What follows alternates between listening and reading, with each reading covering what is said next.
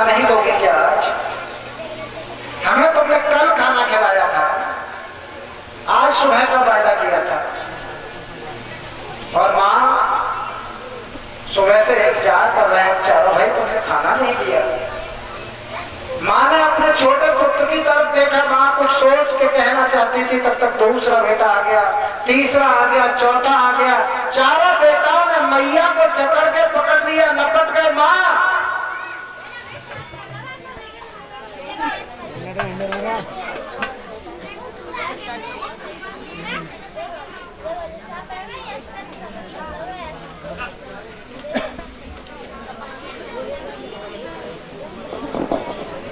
चारों बच्चों ने माँ को लपट के पकड़ लिया। माँ कल खाना खाया था हम चारों भाइयों ने, और तुम हमें खाना नहीं दोगी।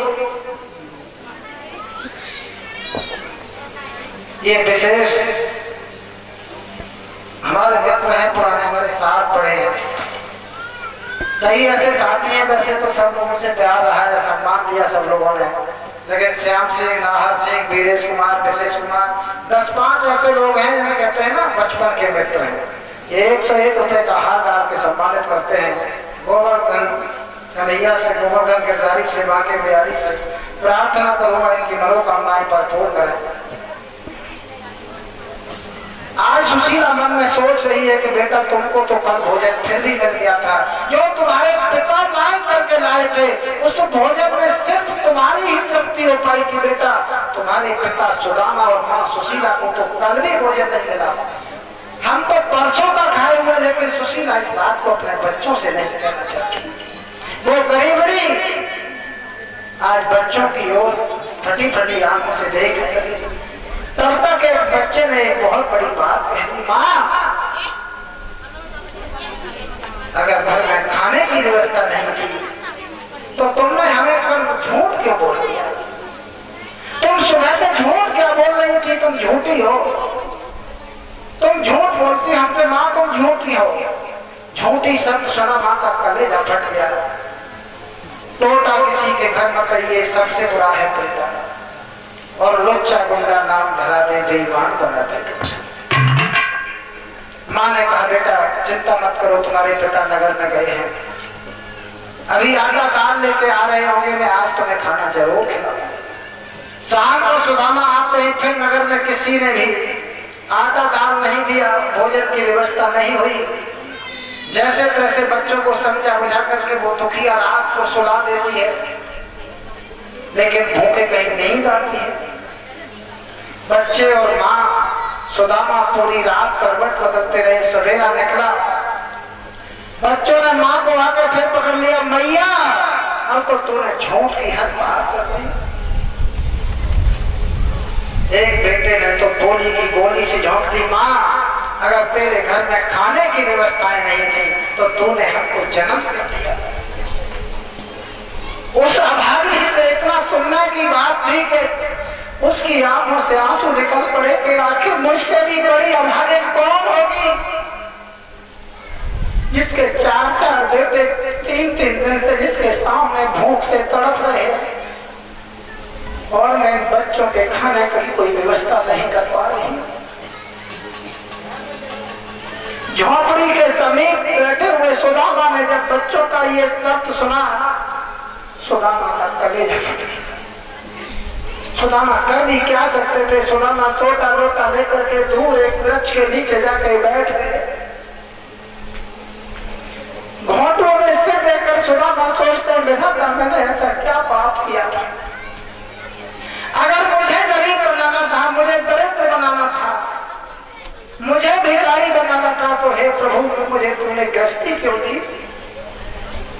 ये मेरे कर्म का भोग था, मैं भोग लेता। और प्रभु अगर तुम्हारी गृहस्थी भी दे दी, मेरी शादी भी करा दी, तुझे बच्चे नहीं दे देते। मैं अपना दुख देख सकता हूं, ये पत्नी और बच्चों का दुख देखा नहीं जा रहा। मेरे 3 दिन के भूखे छोटे छोटे लाल भूख से चिल्ला रहे हैं, और मैं अभागा सुदामा आज इन बच्चों की भूख का इंतजाम नहीं कर पा रहा। मैया के गले जैसे लटके हुए चारों पुत्र बार बार माँ रोटी रोटी रोटी रोटी रोटी कह के जब बच्चे माँ से खाना मांगते हैं, मैया निरुत्तर हो जाती है, उसकी आंखों से अश्रुधारा बहने लगती है, कोई उत्तर नहीं देते। बेटा कहते माँ तुम बहुत झूठ बोलते हो, अगर तुम्हारे घर में खाना नहीं था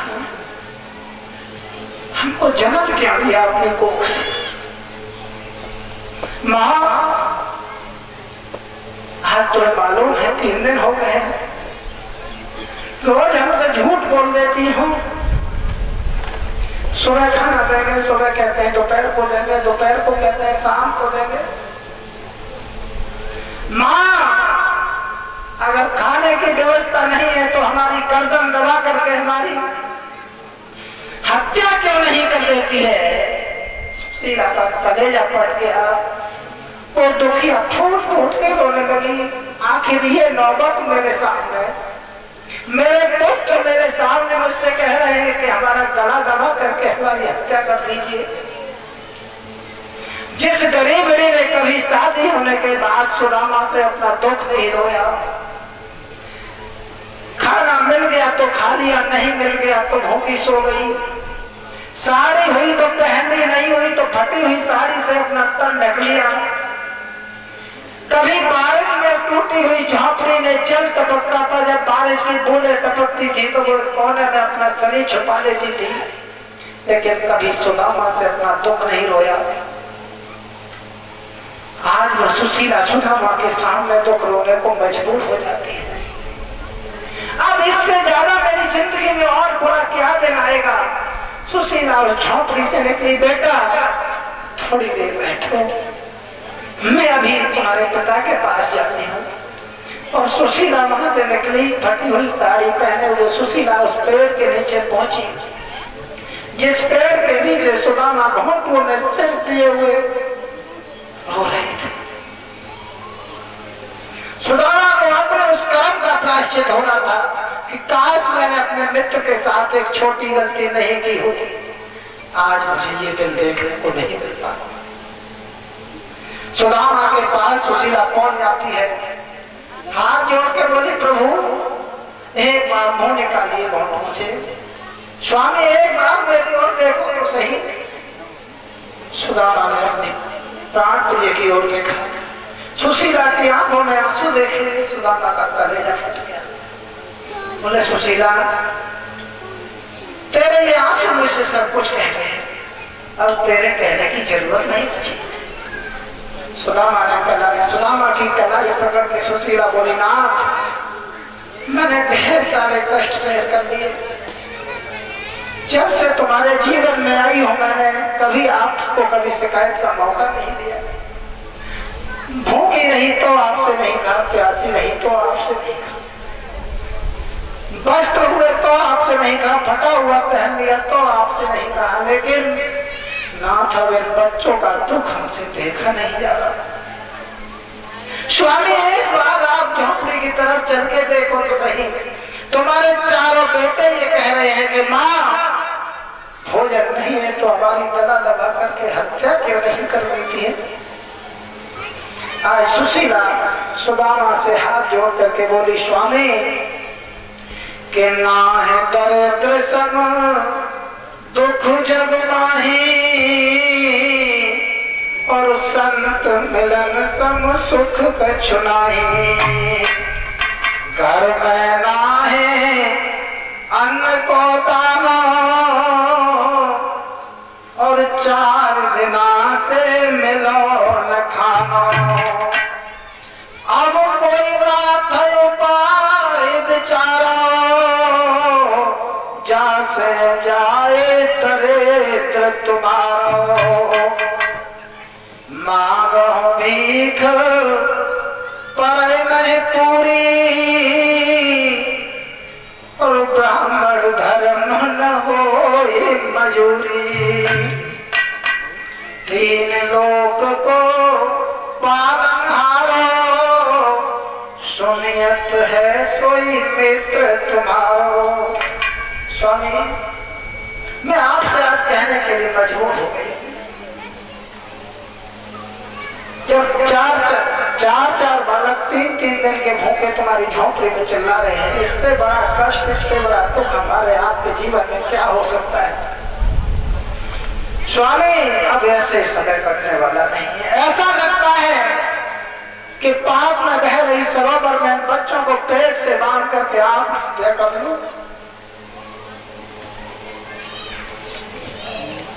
सुदामा ने सुशीला की कलाई पकड़ ली। सुशीला ऐसा मत बोल, सुशीला ऐसा मत बोल, ये मेरे कर्म का प्रतिफल है। गोविंद ने अच्छा नहीं किया। सुशीला ने कहा स्वामी मुझे एक बात याद आती है। एक समय का जिक्र है, शायद आप भूल गए होंगे। एक बार मुझसे आपने कहा था कि जब हम उज्जैन में शांतिपद के यहाँ पढ़ते थे तो एक कृष्ण नाम का हमारा मित्र था। स्वामी आपने कहा था वो कृष्ण द्वारकाधीश हो गया है, बहुत बड़ा राजा है, चक्रवर्ती सम्राट है। स्वामी शायद आप भूल गए।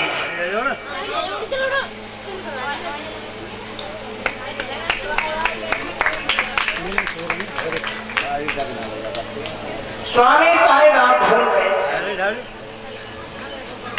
जिसका मित्र अगर जगत का कर्ता धरता हो, द्वारकाधीश हो, और उसके मित्र के घर में अगर इस तरह की दरिद्रता हो, ये मेरी समझ में नहीं आता है।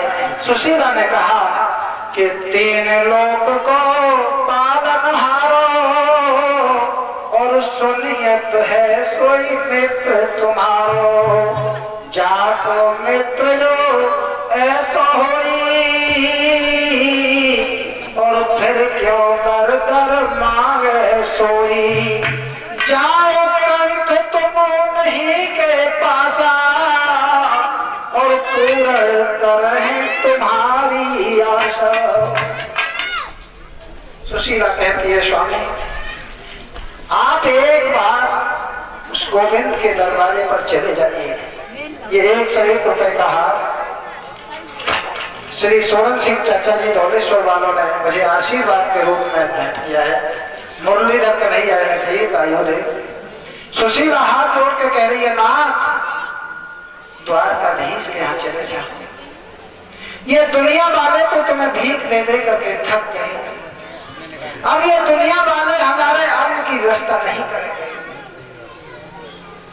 भगवान कृष्ण के दरवाजे पर अगर आप एक बार चले गए सारे कष्ट दूर हो जाएंगे। सुदामा ने कहा क्यों पागल हो गई है?